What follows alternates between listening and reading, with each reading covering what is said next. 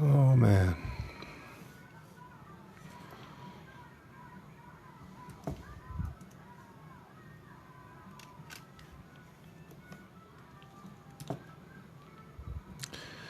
What's up, you guys? What's up? What's up?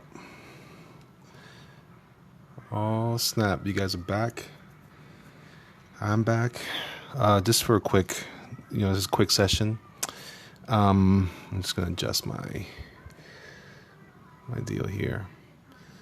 So I'm gonna give some people a chance to come on in. Kind of get a load of my new gadget, my new tool. What's up, homie?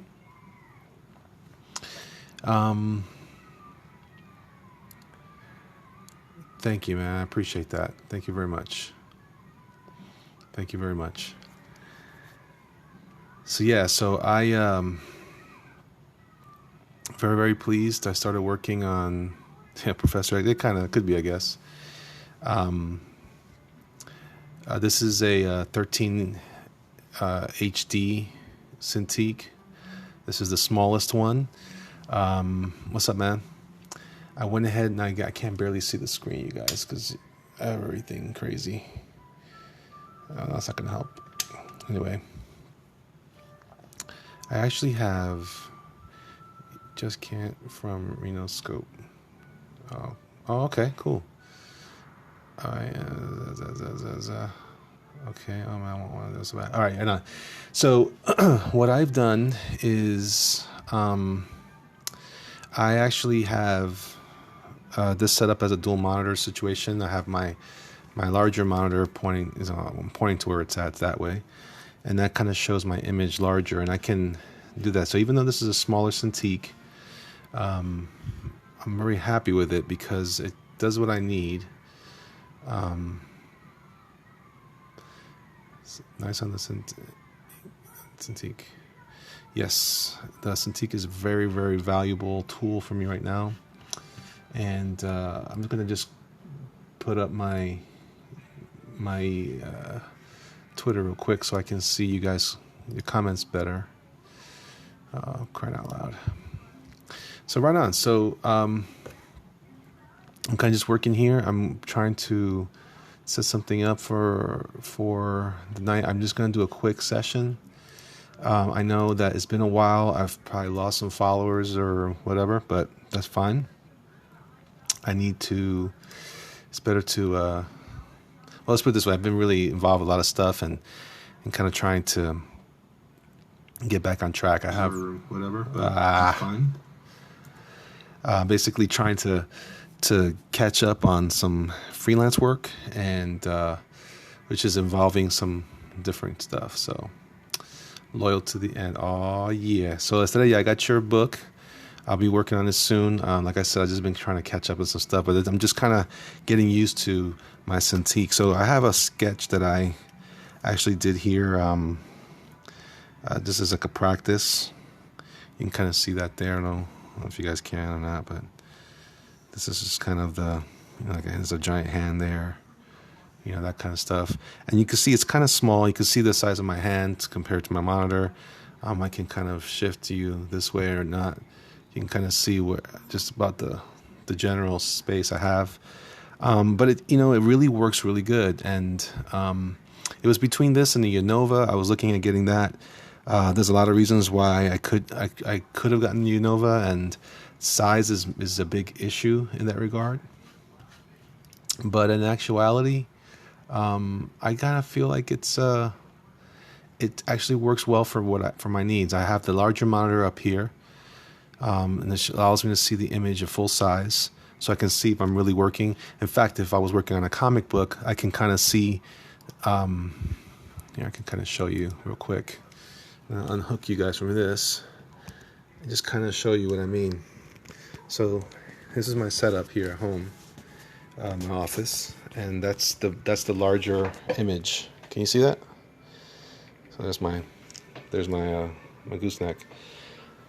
So what I'm doing is I set up. You go into, let's see, where is it? You go into Window, arrange, and you give yourself, you see that new window for Untitled One, this right here. So that is essentially what I did. I created a new window, and then I dragged that window through my system preferences for display. I dragged my window into my larger iMac monitor, and that way I can see the image at full size. So now, actually, if I go back to the iMac, I have to, unfortunately, to go across to my monitors. Like here, I have my other monitor for like my scripts or any kind of searching on Google or whatever. It's a smaller LG monitor. Then I have my larger iMac, and I can use this for various things, like I'm using it right now for this session.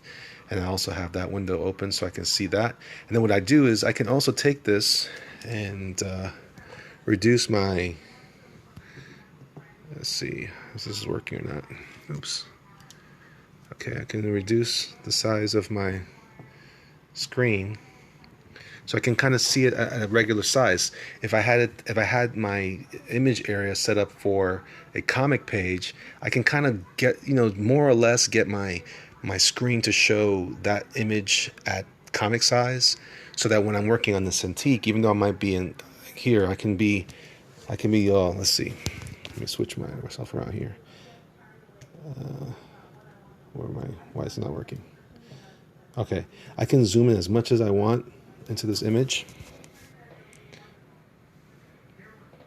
and even though it's well zoomed in, I can still have that at actual size. So I can see if like maybe the art I'm drawing in this Cintiq is necessary. It needs to be, in other words, sometimes the downside to digital work is you might be drawing too much that you don't need. So this will tell me if I am by looking at the larger monitor, and here I can see the close-up on the art.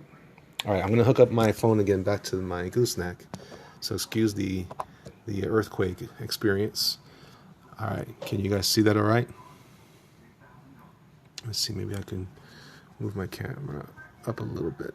Okay, that's probably better. Do you give the best advice? Thank you. I hope it's good. So, all right, so what I did here over here, you can see I have my layers. I went ahead and put my artwork for this guy. It's in a group, and I have that group. I'm going to lower the opacity on the group to about, I guess I'm going to lower it to about 14% or so, maybe 10%. Right now it's at 11. Okay, and I'm going to create here a new layer. All right, so now I'm working on a new layer, and the original art is on an opaque transparency, or I shouldn't say opaque. That sounds ridiculous. It's on a transparency in that group. That's what I meant to say. So I have my brush set up. I also have a set of brushes that I bought from. They're called Kyle brushes. I forgot the gentleman's last name, but I went ahead and I loaded my preset tool here. So I've got Kyle's runny inkers, rough inkers, chisel, whatever. And I'm going to work with the one I found to be pretty good is, let's see, it's one called Kyle's Inkbox, your new favorite ink, whatever. It is pretty good. So I'm going to click on that. And it defaults it to a 20 pixel. I have this file size at 600 DPI. I find that the brushes work best at that size. Now, granted, this you can see by my ruler that let's see, this Professor X headed, that's what we want to call it, is approximately about an inch or so wide. So maybe it's kind of small anyway. So, but regardless, if I'm working that small, I want to be able to look at it at a decent size. So maybe 300 DPI would be fine. All right, so now I can go in. I'm going to zoom in close to my transparent group. I created a new layer, put it on top, and I'm going to also turn off this. I hate that little circle. You just hit the caps lock key on your Mac keyboard, and you can hide the shape of the thing. So this tool is pretty good. I also did something different too. See, I don't care for this anymore. Let me make sure this file is exactly what I said it was. File size, 600 DPI. All right, so we're good. I have to go, sorry. Oh, too bad. Okay. See you next time, yesterday. Yeah. See you next time. All right. So right now, I'm going to erase this. Right now, I don't like that so much. I'm going to switch my tool to perhaps, let's see. These brushes are great. Just look up Kyle brushes and you go to his page. You can buy them. I think Pocket Brush is pretty good. I'm going to go with that. So, yeah, that's pretty cool. All right, so I'm just going to go ahead and ink like if I was inking something naturally. I'm not necessarily, a guy who needs to have Kyle's brushes. Yep, that's it.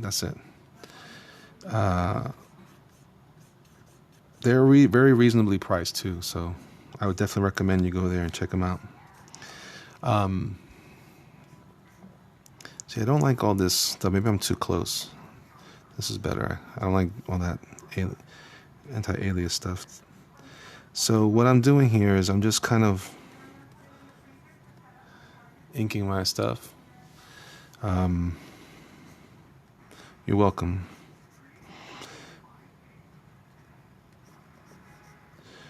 Right? So you're kind of getting some cool effects. It's very sensitive. I also do a thing where I kind of also mess with my system preferences. And you can control a lot of your work. You can get a lot more control if you adjust your tip feel.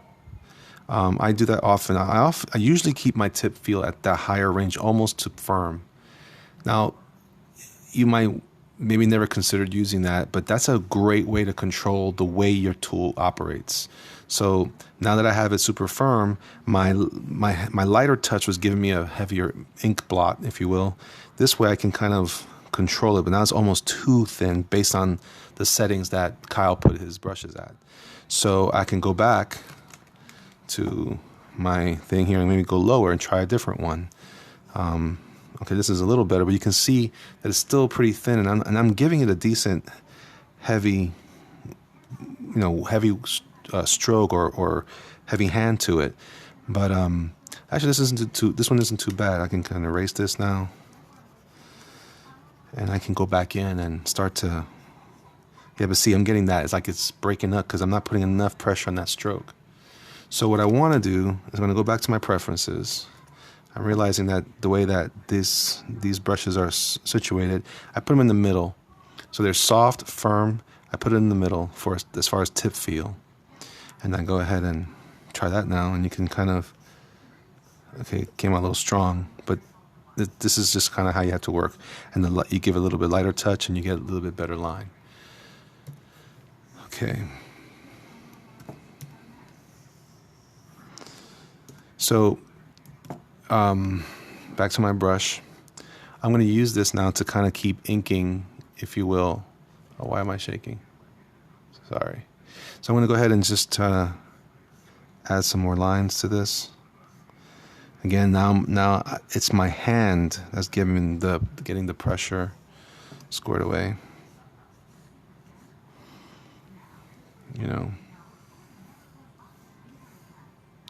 And the reason why I moved away from the Intuos to a Cintiq, like I said, this is the only one I could afford. Cintiqs are very pricey. I saved my pennies, and after a couple of jobs, I went ahead and I pulled the trigger and I bought one. The reason why is I'm doing a lot more precision work when I'm working on comic stuff. I want to get an efficient experience out of my tools.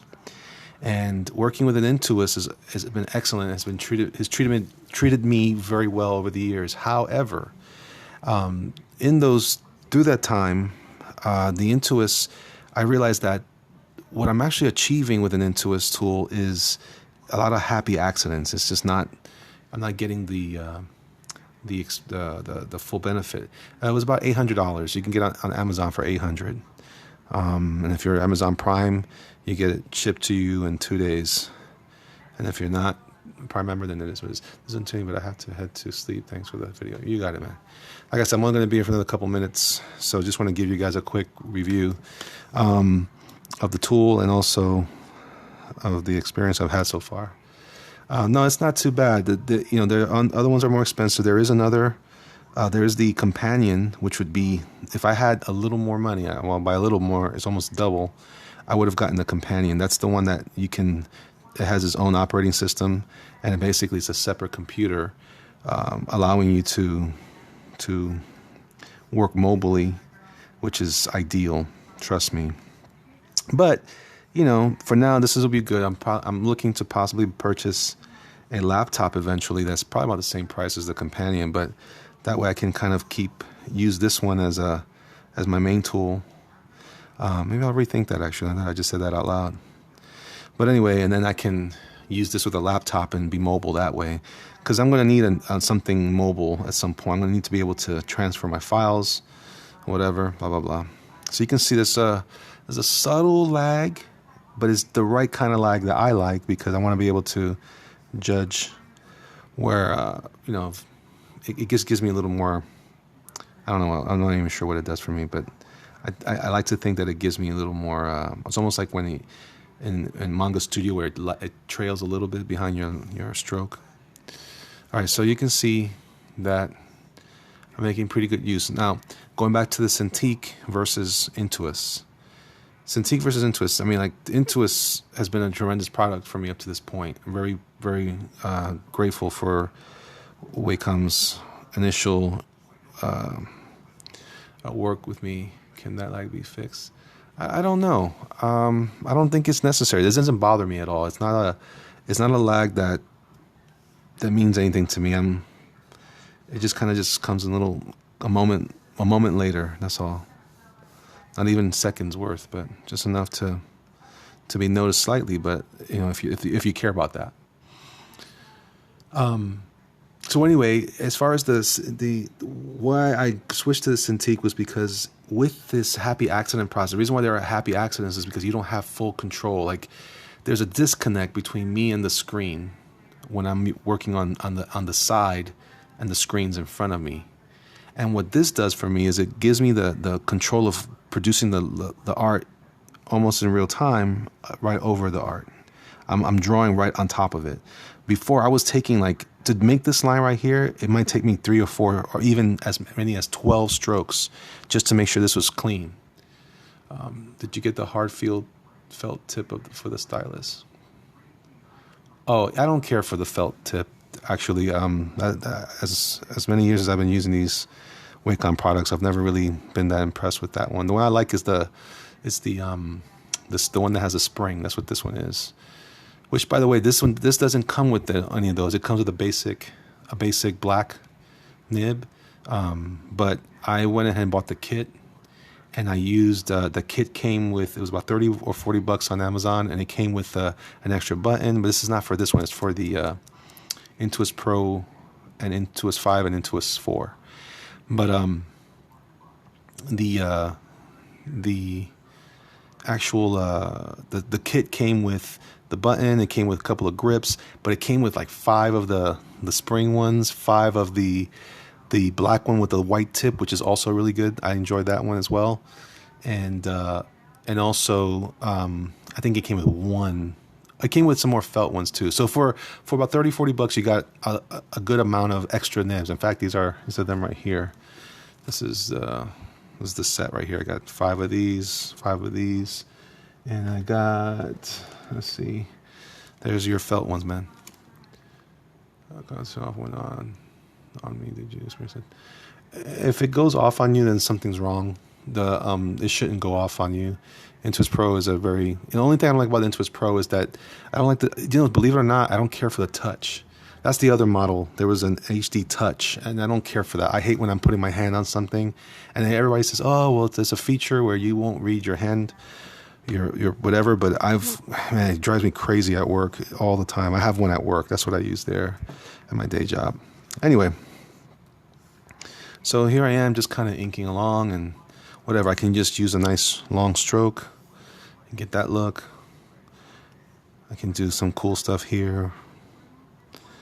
I don't have any drawing there, so I'm just kind of drawing with the ink tool, but you can kind of see what I'm talking about. Actually, that eye is all way off, but anyway. Am I a full-time artist? Yeah. Well, I'm an art director in the day, and then I do this stuff at night. So here's another reason why I loved working digitally. I just go here, I select my eye, copy, paste, transform, edit, transform, flip horizontal. I can take this eye here and basically match it, and I can tweak it if I like, to make it look a little more unique. So there's a little more of a variety in the line and makes it seem a little more natural. But there you go. You can kind of see where this is going. Unfortunately, I'm drawing at an angle on this particular page, so I'm going to hit OK. I'm going to hit rotate and kind of show you what I just did, and kind of see how that's working. And this is a very efficient way to work. And if you're trying to get meet your deadline, you're just you got to get that work done. And so you can draw that if you like, sure. And maybe you'll feel better for yourself for doing it. But them bat eyebrows, yeah, well, that's my thing. But you can kind of make some progress using this tool. So you can kind of see a lot of the stuff that I've been able to accomplish with my tech pens, or the stuff I've been able to accomplish with my brush. I can achieve much of that here, if not all of it. At that point, it's just a matter of getting used to the tool. So again, I want to really take advantage of the opportunity. I'm going to take advantage of and make another selection here for the face, and I'm going to go ahead and copy that. I'm going to flip this one as well. And you can kind of see, oh, I forgot. This is, I'm going to go ahead and put my anchor point there, rotate that up. Can you see what was going on there? So you can see that I'm creating artwork efficiently, getting it done.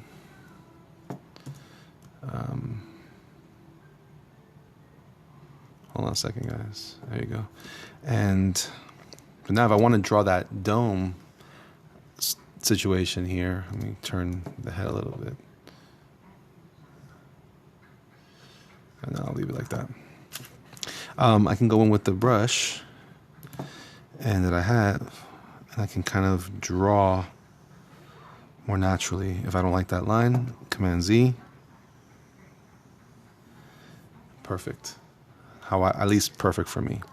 If I want to adjust that shape, I can transform it. I can squeeze it. I can do all kinds of cool things with it. I can warp it. Transform, warp.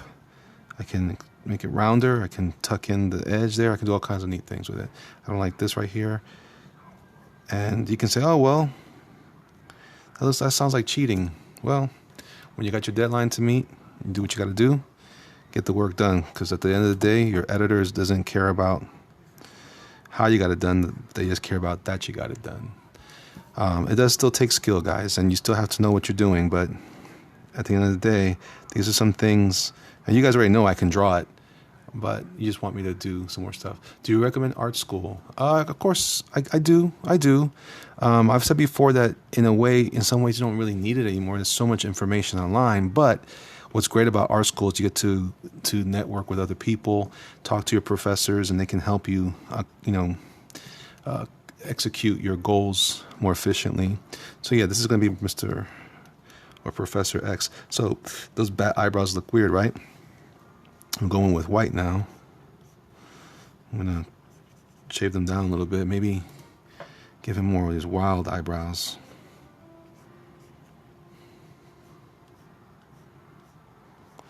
All right, so now he's definitely peering into your soul.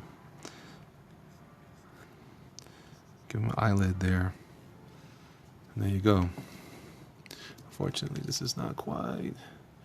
This is a little off here. Let me get you straightened out here.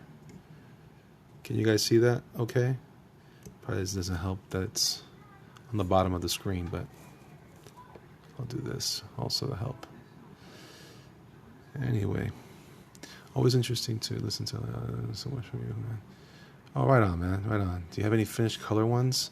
Any finished color ones? No, actually, I don't because I've been kind of, well, yeah, stuff I can't show you right now. Actually, that's the only downside. I don't have anything there. But if I wanted to color this, this is so okay. I can turn off now my pencil layer. Right? You guys saw that? I don't know if you can see that very well. Well, I'm not sure I would call myself a colorist, like in comic books. But I do know how to. I digitally paint. By virtue of the kind of work that I do for a living, which is graphic design and illustration, I can color. It's just I'm not necessarily. I'm not adept at the comic interpretation of that. But all right, so here, check this out. So this is my. You see the you can kind of see and hear the pencil stuff. So I'm gonna take that out. Delete. I didn't delete it. Just turn off the layer, and now I'm just working with my tool. I'm also going to put this channel, or this layer on multiply. I don't know if you can see that or not. I'm going to put this layer on multiply because I'm going to try to color something here. And when I did paint in some, all your white disappears. It becomes invisible.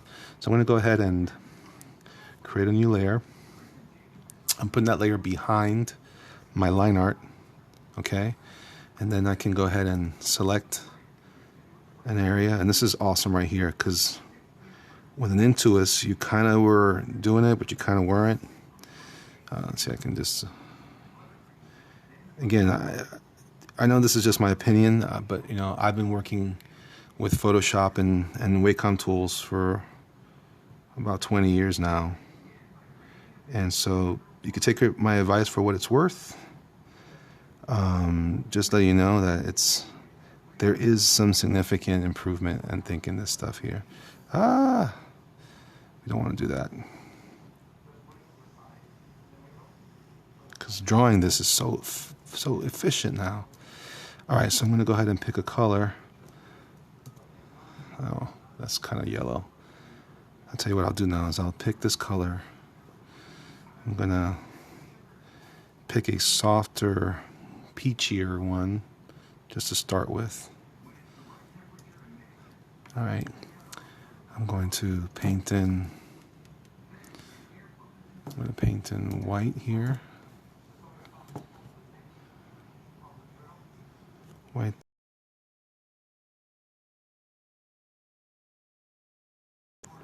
Probably a better tool would have been the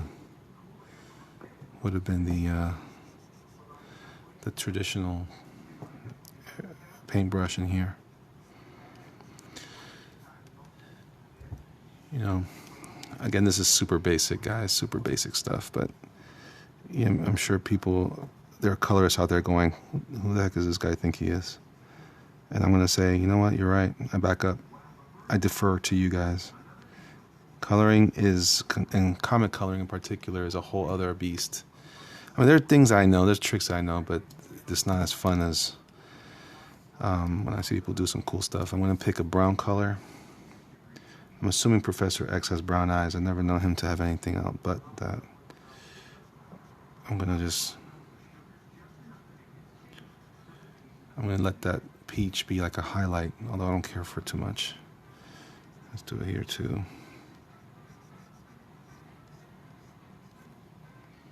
Oh, I think I went too far, but anyway. What I can do from here, I can pick a highlight color and just work it in. Zoom in further. I'm going to switch to the traditional tool, painting tool. Make sure, okay, this is kind of high.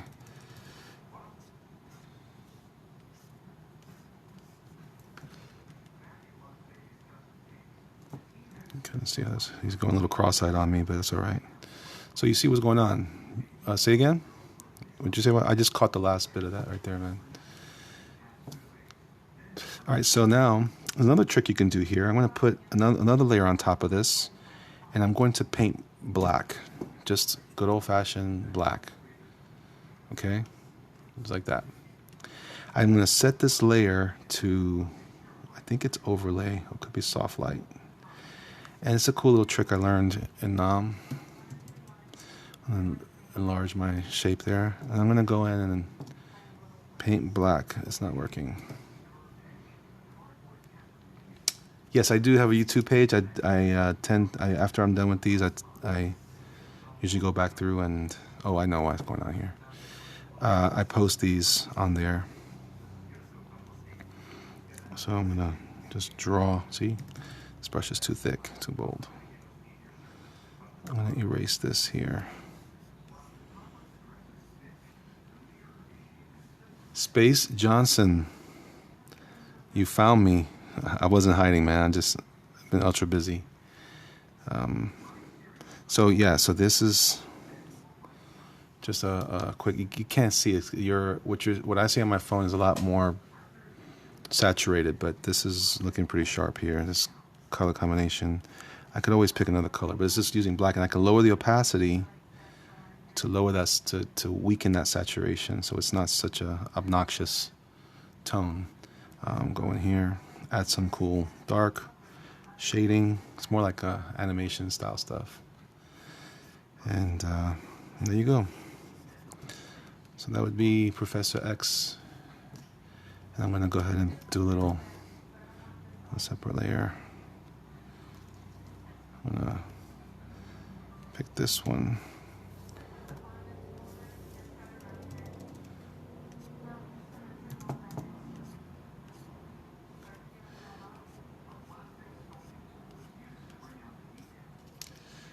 Let's get my airbrush here, my eraser tool. Get a soft deal there. And lower my opacity in my brush. Softly tighten that up a little bit. Professor X. Anyway, just a little goofy thing I do sometimes. That's it. That's it for today, man. Thanks for you guys hanging out with me. I appreciate it. Like I said, I got to get back to work. I got a lot to do tonight. Gosh, I wish I could share some of it with you guys. I have a lot of NDAs out there. I can't talk about much, but I appreciate you guys coming to hang out with me tonight. And, I'm hoping to continue to do more of these soon. I got some great new markers I'm going to be doing some additional demonstrations with, and they're called Shin-Han art markers, touch markers, the sketch or brush tip. I got the Cintiq now, so this is kind of, you guys are kind of seeing my space change. In fact, I'm going to be moving my workspace here into my garage. I'm converting my garage into an office/studio, and so that's going to be fun. I'll be sharing that kind of stuff with you guys as well. Shoot in landscape. Why would I do that? I thought usually people like it like this. Well done. We'll meet up soon. Oh, right on, Will. Of course. And then, like I said, Godspeed. Get cracking. Make T-shirts. Whatever nonsense you think of. All right. Bye.